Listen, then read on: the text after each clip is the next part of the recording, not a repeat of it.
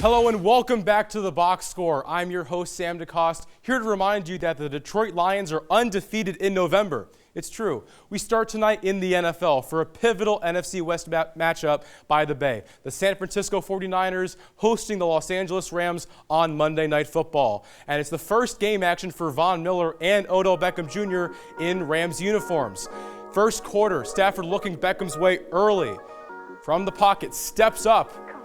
Second and 8, only 2 minutes into the game, forcing it into double coverage. That's intercepted. Beckham with a great tackle, but an interception by Jimmy Ward, an early mistake from Stafford. And the Niners would go 11 minutes in 17 plays with this strike to George Kittle, the tight end, back in the lineup and back in the end zone. That's a touchdown for the 49ers. It's 7-0 in the first quarter. Next Rams possession. On third down, the screen to Higbee. That's bobbled and intercepted by Ward. He's going to run this all the way back for a touchdown, a pick six, his second interception of the game.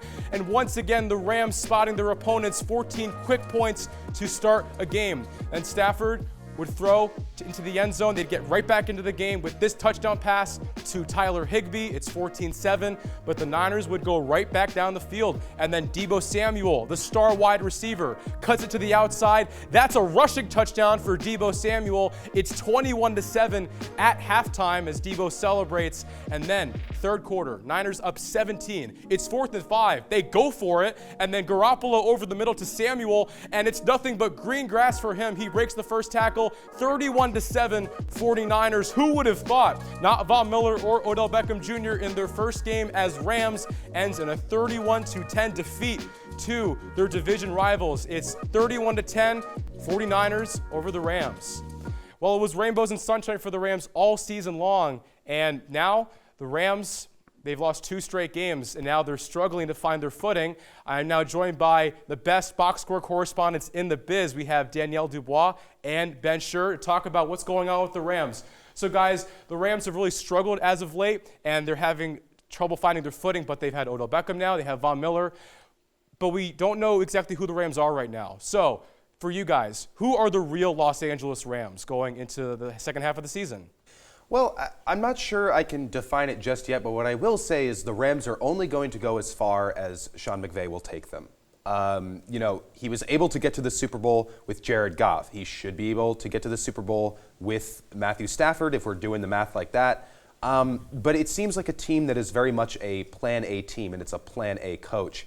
And when Plan A doesn't work, McVay doesn't really have great success in changing up the game plan in the middle of the game, coming out in the second half with something that's new or refreshing. And that's why they can lose these games. It's why they lost to the 49ers. So expect to see ups and downs, and, it looks to be a struggle when they get to the playoffs. I completely agree with what you said about McVay being a type A kind of coach, not having any backup plans. But Matthew Stafford has never won a playoff game, and I'm not really sure if that's their year anymore. I think he is a decent quarterback, but I really don't think that he could take the Rams all the way to the Super Bowl or very far in the playoffs for that matter. And the Rams take the adage all in a little too seriously, but they went all in on Matt Stafford, who they thought would be an upgrade over Jared Goff. That's why they went and got him. But Matthew Stafford is struggling. Is he at fault? Do you think that he could turn this around? Yeah, I think that he is struggling right now. At the beginning of the season, he was doing really well. That everyone was singing his praises. It's going to be hard integrating OBJ into this offense. This is a very over the middle of the field, to the sidelines kind of passing attack, and that's a player who needs to go over the top to really shine and show the success he had back in New York. So it will be a struggle. I can't wait to see what happens, though. I agree. I think OBJ is a great player, but let's be real. The Stafford to Kupp connection is unbelievable. Coop is a great wide receiver, and I don't think that Stafford would want to take a chance on OBJ if he's doing so well with Kupp. This offense runs through Cooper Kupp. He leads the NFL in receptions, touchdown catches, and receiving yards. Do we think that Odell is even a fit in this offense? And also, it's worth asking, at this point, is he just a name? Did he peak in New York, or does he still have his best football ahead of him in Los Angeles? I think that to a degree he may just be a name at this point, but also we have to think about the fact that he really hasn't gotten to be in the best situation at any point in his career, really. This could be a bounce back for him. I think coming in halfway through the season inherently is going to make it a kind of a rough fit. But he's shown in the past that he can be a player that overcomes any kind of situation, so we'll see what happens. Danielle, can the Rams recuperate after this bye and pick up where they left off before the 2 straight losses and really kick it into gear the second half of the season? I think they can pick it back up, and I think they will ultimately go to the playoffs, but I'm just not really sure how far they would go in the playoffs. All right, we're going to take a quick commercial break now, but when we come back, we're going to expand and open the floodgates on the NFL playoff picture. We'll debate who's going to win the AFC West, if the Browns can still make the playoffs, and if Cam Newton can save the day in Carolina. Don't go anywhere. Kill yourself or get over it. Life is unfair. Kill yourself or get over it. Life is unfair. Kill yourself or get over it.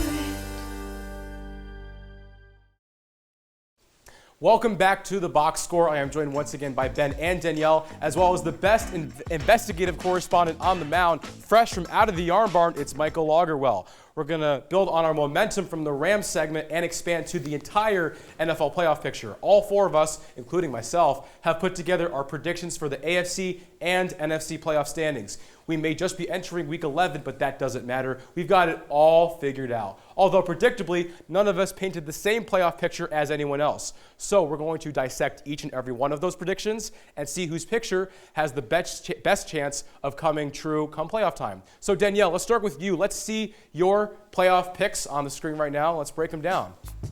So the biggest part about this, I have the Titans winning the AFC, then the Bills coming in quite close after that. I think it will all kind of be a toss-up. The AFC is a very competitive league this year. You have the Chargers winning the AFC West. Raiders at 6. I think the Chargers are a great team. Herbert looks great for his second year in the NFL, and I do think he can lead the Chargers to that far in the playoffs. I think they could be 3 seed. I mean, they haven't even really been playing particularly well lately, and they've been playing a lot of those games at home. Didn't they just lose to the Patriots coming off a bye? They're also 2-3 at SoFi Stadium this year. So the home field doesn't even mean anything for the Chargers. And the Chiefs are getting hot. I'm really glad that you watched the Monday Night Football game and said, 14 points against the Chiefs? Yeah, the Raiders, 6 seed. And you have the Chiefs behind the Raiders. So you have the Chiefs as the 3rd best team in the division coming after that huge blowout win in Vegas. That's kind of out there, Danielle. Defend yourself. The Chiefs are a good team. I cannot deny that. I do think they have a great offense, but let's be real. The Chiefs are a good team. It's you their heard it here defense. from Danielle DuBois. It is their defense that is the biggest struggle for them. If they want to make a big playoff run and they want to get higher in the ranks, they need to have a better defense. And let's be real, their O-line is not the greatest right now. Wait. What? Their O-line's not good? We're going to have 3 Pro Bowlers on the O-line right now. Trey Smith, he is from Joe Kansas City, Tooney, Missouri. And Creed Humphrey has a Pro Football Focus rate of 90 Pro Football Focus rate. That's the best of any center in the league. Creed Humphrey is arguably the best center of the league. Orlando Brown's getting better. Saying the Chiefs have a bad O-line is just, it's unethical. It's amazing to me that the Seahawks and the Chiefs are both at 7. That's what's really confusing me. And 3 teams from the AFC West are making the playoffs from the AFC side. I can see it happening. I think the Raiders are a good team. Let's be real. I mean, the Chiefs are kind of iffy right now. They haven't started off the greatest. I think it's their defense. It's their defense that really needs to. They held the Raiders to 14 I points. think we beat up on Danielle's picks enough. Let's take those off the screen. Let's see Ben's picks now. I'm sure that we're going to see a whole lot of variety now. I'm not sure if he has the Chargers winning the AFC West. Let's take a look at Ben's picks now. Yeah, I think we're all going to have Bills, Titans, around the top of the AFC. Bills number 1 this one. Yes, I think that realistically the Titans are doing great without Derrick Henry, but they'll probably just falter 1 or 2 games. It is what it is. When you're losing a piece that big, you're going to take some losses. I have the Chiefs coming out of the AFC West. I really think they put it back together because there's nothing to suggest that they shouldn't, and there's nothing to suggest that the Chargers are going to not falter towards the end of the season as they always do. I have them coming in at 7, Bengals at 6, which I thought was fair when I got to the 6 and 7 seeds. I really didn't know exactly what to do, but I kind of went with my gut. I did not think the Steelers or the Browns Top of the Yeah. NFC, you got an interesting face. The Dallas Cowboys, the #1 seed over the Packers, Bucks, and Cardinals, even the Rams. Yeah, I mean, I think they have the most complete roster in the NFL right now. I think their running back, their passing game, Dak's having just a great year. I mean, that's really what they've needed the whole time. I mean, that's kind of what the whole discussion was about. Does Dak deserve the $40 million? Well, I mean, he's playing really well right now, so. I mean, do the Cowboys have a good enough defense to be the 1 seed, though? I mean, we know the Packers have a great defense. I mean, Jair Alexander, that secondary has been really good. But do you really? I don't know how you get the Cowboys there. I think that realistically, in the regular season, it can carry them through. When it comes to playoff time, I'm not sure, but I think that their offense can carry them to the #1 seed. Well, I mean, I'd say even more egregious than that. You got the Saints at the 6th seed. You got I Trevor think Simeon. You have the the 49ers Cardinals are. at the 5 You have the seed. That's what 49ers I in the think is playoffs. interesting. That's bold, Ben. I don't know about that. Well, I mean, the bottom got a little iffy. I mean, I have the hard Cardinals at West. 5 because I'm not sure how Kyler Murray's going to be doing with injuries. Is he going to be plagued for the rest of the season? They're going to lose games if he is. And I have the 49ers coming in. I really wasn't sure at the bottom of the NFC what would be happening. But realistically, that's a tough team. I mean, they just kind of thwomped the Rams. So maybe they're on the up and up. We'll see. As much as Ben hates the Rams, he does have them winning the division. So that shows you what Ben's word is worth nowadays. Let's go to Michael's picks now. Let's check out what he thinks is going to happen in the NFL playoff picture as the season winds down. Oh, yeah. So, obviously, top's pretty similar. I mean, the Chiefs lost a couple games early, so I only got them at the 4. But then I actually have the Bengals and the Raiders making it also. No And Chargers either. No Chargers. And Chargers the are Ravens bums. that high. Yeah, well, That's- I believe in the Ravens. As I said last week on the show, I think Lamar Jackson is unreal. I think he's probably the MVP this year, in my opinion. And I just think he's going to carry that team to the promised land. But then on to the NFC, I'm loving Yeah, what's Cam with the Newton. Eagles? The Eagles. The We need to talk about Really? this. The At Eagles 7? Jalen Hurts is playing like a legit quarterback. His development this season has been amazing, and his connection with Devontae Smith has gotten even better. Devontae Smith is looking like that Heisman player this year, and that's okay, great. But over the Eagles are a Saints? fun team, but are they going to Oh, make yeah, it that? over- Yeah, the Saints are What do out. you mean over the Saints? Who the Saints got? Oh yeah, I can't wait to watch Trevor Simeon throw the ball to Marquez Callaway. He'll light it up, What all the right? heck? He'll get to that 6th The seed. Saints can get it done when they need to. I do not think the same thing about the Eagles. The Saints also have a What do good you record. mean? The Eagles have a losing record at So, midseason. You they- think they're going I to crawl will their way say- into the 7th so seed? The biggest reason that I put the Eagles in the 7 is because their division's really weak. I think They they have the can, Cowboys at number 2. Okay, the Cowboys no, are at no, no. number 2 in your Besides the picks. Cowboys, they got to play Washington and they got to play the Giants. That Washington defense Those is are really bums. What? So do The you Washington really think defense is that- good? The They were 3-6 the worst football defenses team of and the the year. 3-6 Giants coming from the Eagles. And they just lost Chase Young for the year. He just tore his ACL. So that defense isn't getting any better. Jalen Hurts is playing really well, like I said earlier. So I just think the Eagles are going to sneak in. And then Cam Newton, what else do I got to say? He's back. That team needed a vocal leader, and they got Cam Newton. And even if Cam Newton doesn't work out, I kind of like PJ Washington. PJ Walker. Sorry. I kind of like PJ Walker. I'm not going to lie. I think he's really good. If Christian McCaffrey stays healthy, dangerous team. I think Cam Newton really belongs in Carolina. You feel like the band's back together, McCaffrey's back from injury, Newton's back in Carolina. It's like nature is healing, guys. Cam's back in Carolina. Nature has healed once and for all. All right, take Michael's picks off the screen. Let's see my picks. That's right, I got involved too. I made a graphic. I have a playoff picture too. Hosts can have predictions too. Let's see those. Get them on the screen. just I want to couldn't see help them. himself. I love talking about Carolina. I have them in the 7th seed because I love Cam Newton. I love the fit that he yeah. has. He really lifts the spirits of the Panthers having them there. And now I'm surprised I'm the only person that has the Browns in the playoffs. I think they're going to find a way to put it together. They have the Defensive Player of the Year favorite on their team. He's a monster. He's Myles Garrett. They're going to get back in the playoffs. I mean- think, and the Chiefs, I don't think. But after that Sam, blowout also, against the hold on. Patriots? Yeah, I think they're gonna. The 45. Patriots loss was bad, but the Patriots are good. That's why we all have them at the 5 seed. Mac Jones, But a note 45 on points, the though? Chargers, I want to touch on the Chargers. I think they're like a Bones Day, no Bones Day type of team. It's a Bones Day. We're gonna get 300 yards of offense today. We're gonna get 30 points. No Bones Day. We're gonna get 15 points, like a dud to the Texans. That's the kind of team that they are. I don't really buy into the Chargers as a division favorite. I don't know what Danielle is drinking on that side of the table, but I like where the Chiefs are. They're going to win the division. Oh, They're still the yeah. best of the best, and I don't really see how there's no argument. The Chiefs are still the best team in the West. I'm worried about the Cowboys at 4. You got them pretty pretty low. low. I mean, Yeah. you thinking the Bucks overtake? You Yeah, thinking the Rams keep I steady? don't haven't see been the too high. Bucks have just not been looking like themselves, No. and everyone's so close in that South division. Like, I know the Falcons aren't great, but the Falcons can get you if you're not ready for it. The Falcons that lost, what, like 41-3 to the Cowboys Hey, last week? the Yeah. Falcons that have like 4 wins, and they just, I don't know who's on, even on that team anymore. That win over the Jets in London. Wow, what a win. But Big top win. of the NFC is really crazy. It could go any way. But those are our playoff pictures. Hope you enjoyed this exercise. It shows that we all know what we're doing. We all think the same. But we're going to take one more commercial break. But when we come back, it's time to go to the NBA, where we've already seen a fair share of surprises, like the Wizards at first in the East. It's true. We'll talk about it on the flip side. And when I arrive at my destination, I am gonna kill Bill. What? Oh, okay, cutting. Sorry, can we get some of this? Where in God's name is the gaffer's tape? Thank you. Hi, I'm Nate. And I'm Casey, and we're the National Broadcasting Society. Come out to some of our weekly workshops or work on some of our sets. Explore the bigger picture with NBS. We'll see you there. All right, let's get another take. Camera, sound.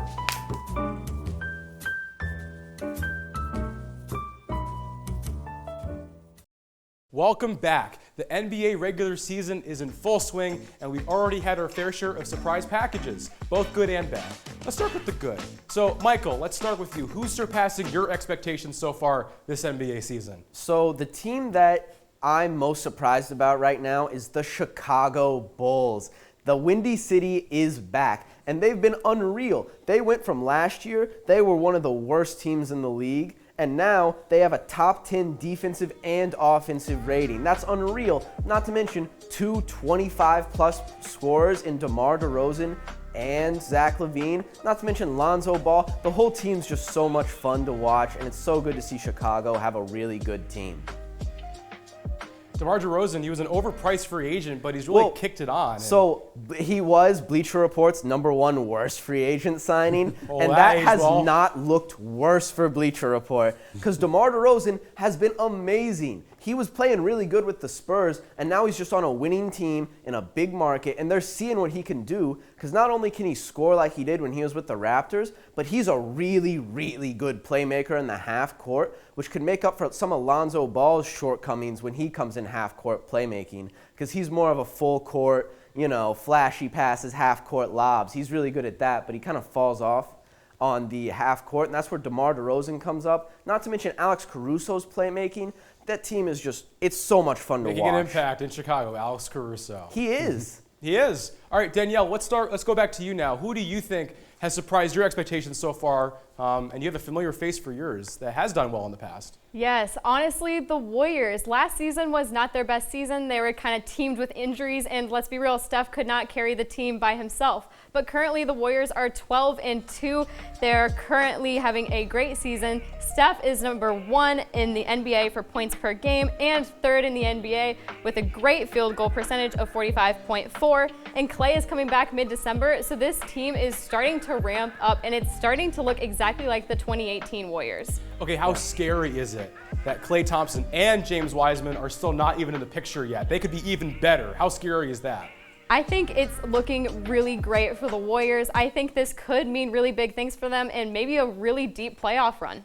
Here, can I jump in? I love the Warriors too, and I think the biggest reason they've been so good this year is they got so many guys who are familiar with their system. I mean, I'm talking Andrew Wiggins, Jordan Poole. They brought Iggy back. Juan Toscano Anderson has been amazing guarding for the forward position for them. Just that whole team knows the system, which is very complex, and it's really showing because they're playing really good defense. Steph's obviously doing Steph stuff, but that only got him to the 9 seed last year. This year with the 1 seed, the whole system, it's beautiful, beautiful basketball. Ben, what about you? Who's surpassing your expectations this season? I mean, you said it earlier, it's got to be the Wizards. They're top of the division right now. They're doing really well, and it's always risky when you're trading a future Hall of Famer. I get it's Russ, but when you're making a trade like that, it's always risky, especially when trading back for role players. But that trade has paid dividends for them. Kuzma, Harrell, they have done amazing. Kuzma's averaging 15, 9 rebounds, exactly what he needs to be doing just to be a great supporting cast member. And Montrezl Harrell, if you would believe this, is 3rd in the league in win shares. He's only behind Jokic and Butler, which is absolutely insane to me. But they're doing really well, and I expect them to continue this trend. I mean, sorry, Sam. How do you think Montrezl Harrell's going to play like that in the playoffs, though? He didn't get any PT. It's all about the regular season, and once they get there, I think they'll have different schemes and they'll figure it out. Let's move on. Let's see how the Wizards fare in the East. They're first now, but who knows at this point. Let's talk about teams that are doing really bad. Ben, let's go to you first. Who do you think is doing just worse than you thought you ever could have imagined this year?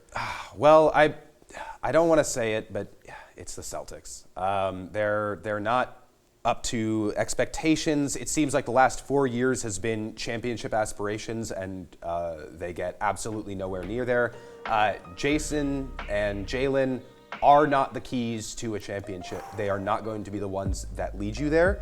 And we're seeing that. We're seeing terrible shot selection kind of across the board on this team. And Schroeder and Tatum in particular, they are top 15, both of them, in ISO shots, and their efficiency is bottom 10 as a team. Sorry, Michael, go ahead. Sorry. You think it's Tatum and Brown are the problem on this team and not the fact that Al Horford's one of the leading scorers? Come on. Al Horford, he's honestly a great defender, and he's slipped back into the role that he needs to be. I think that there are certain things that, remember Marcus Smart said, everyone knows we're going to Jason and Jalen. And I think that does ring true to a degree. And I think that it's something where schematically they need to figure something out and they need to do it quickly. Marcus Smart put the team on blast when he said that Tatum and Brown just don't look to pass. That's kind of the story of their season so far, as well as Tatum's horrific shot selection. That's a big problem for the Celtics going forward. They've really been sticking it up this year. Michael, what about you? Who is not living up to your expectations? And yours are loftier than anybody's. Yeah, well, so my team that's disappointed me the most is the New Orleans Pelicans. And I know, Zion's not playing or whatever, but there is no reason why with Brandon Ingram and Jonas Valanciunas playing well, this team should be 2-14. They have one more win than the Houston Rockets. They're not last. 2-14. They're not last. It's atrocious. It's atrocious, the construction of this team and what David Griffin has done with this team. Devontae Graham is his shooting splits are 39, 35, and 77. He's not even shooting 40% from the field or 80% from the free throw line. And he was their big offseason acquisition. This team still can't shoot, which was their problem last year. And it's just terrible. Zion's going to come back, and they might be 500 if How much of an impact will he make? Can they sneak into the playoffs with Zion back? Can they sneak into the play-in? No way. No way. The West is too good. The Kings are going to have a better record than the Pelicans, and that's saying a lot because they're probably going to have Luke Walton still coaching them for whatever reason. Wow. Oh, my God. So disappointing. All right, Danielle, let's wrap the segment with you. Who is falling short of your expectations so far? Honestly, the Hawks. And now that might sound a little weird. They're 7-9 currently. But let's be real, they did go to the Eastern Conference Finals last year. We all have high expectations from them, especially with rookie and youngcomer Trae Young. We all know that Trae Young is a great player, but you can't rely off one player to win all these games. They're way too reliable on him. They're not only relying on Trae Young. I think they just had a rough stretch. I disagree with this. They went 0-6 on their West trip. They lost to Brooklyn, Utah, Phoenix, Golden State, and Denver. Those are all top seeds. So I disagree with that. Yeah. Atlanta has had the toughest strength of schedule so far this season, so let's see how they fare out. But back to the Celtics. It's no secret they have been on the decline. Celtics fans know their team is struggling, and they have some thoughts. So as fans started filing into the Garden for a historic rivalry game against the Lakers, we sent Michael, as a man of the people, to hear what they're saying and figure out once and for all how to fix the Celtics. Let's see what Boston had to say. I'm down at TD Garden tonight where the Los Angeles Lakers will be playing the Boston Celtics. And while neither team has really been as great as they planned to start this year, the Celtics are in a much different place and will definitely need some help if they want to make it into the playoffs. And I'm going to be asking some Celtics fans how they would get that help. How would you fix the Boston Celtics? First thing I do, trade for Terry Rozier. Bring him back. Yes, sir. He is the best point guard in Celtics history in the past 5 years. But yeah, I think he has that fire in his heart. Trade Grant Williams. Get him the out of Boston. Get Isaiah Thomas back in Boston. Isaiah Thomas back. Easy solution to fix the Boston Celtics. Get LeBron James. He's the equalizer. So how would you fix the Boston Celtics? You're the GM of the team. Well, first of all, as the GM, you have to be patient because people don't realize that the Boston Celtics has a new system. We have a new head coach, and it takes time. LeBron James, get him on the Celtics. He will win you every game, I guarantee. If I was a GM, I would say, you know what, this isn't working. I'd bring Danny Ainge back. I'd go ahead and I would say, let's change the coach. Maybe we go back to what's worked for the last couple years. A Black Mamba. And we also got, who do we got? LeBron and who? Who? The Puerto Rican Carmelo Anthony, baby. Hey, what's third Fisher? Get over here, third Fisher. Enjoy the game. Irregardless of whether the Lakers or the Celtics win tonight, it's clear that Brad Stevens is going to need to make some big moves to improve this Celtics team. But hopefully he hasn't been listening to any of the fans tonight, unless it's to get rid of Grant Williams. All right, back to you guys in the studio. Thanks, Michael. I think you might have saved the Celtics season once and for all. The box score's depth over in the Arm Barn is better than any EIV show out there. Well done. Before we sign off tonight, we have other news. The Formula One season is winding down, and history will be made one way or the other as we come down to the finish line. Danielle has more. The Formula One season is coming down to the last 3 weeks of the season, and Lewis Hamilton is currently searching for his 8th championship. So he's basically the Tom Brady of racing. Max Verstappen, on the other hand, is looking to win his first ever championship and is in the lead over Hamilton by 14 points. Despite receiving a 5-place grid penalty for the Sao Paulo Grand Prix, Hamilton still won in Brazil. All season long, Verstappen and Hamilton have gone back and forth as to who holds the lead, and Hamilton is gaining on Verstappen with only 3 races to go. If Verstappen wishes to hold his lead, he will need to win in Qatar, Saudi Arabia, and Abu Dhabi. The season officially ends on December 12th at the Abu Dhabi Grand Prix, and that will determine who comes out on top. The biggest question for F1 fans now is, will it come down to the last race, or will we have a set champion before then? Wow, so you have a Brady in F1, that's great, but is Verstappen like the Mahomes of F1? Who's your NFL player comp for that? Honestly, he's kind of like the Aaron Rodgers, I would say. I mean, Max Verstappen is a very good racer, but he hasn't won a championship yet, so I think if he wins this season, he will be just like Aaron Rodgers. If that's his player profile, that's great. If it's his character off the field, maybe he doesn't really like that comparison. But that's it for us tonight. Thank you for watching The Box Score. Don't forget to follow us on Instagram at EIV Box Score, and keep your eyes peeled for our next episode for some more red-hot analysis like this. Jonathan Taylor is the best running back left in the NFL, and that's a box score guarantee. For Ben Sher, Danielle DuBois, and Michael Logerwell, I'm Sam DeCoste. We'll see you next time. We're out.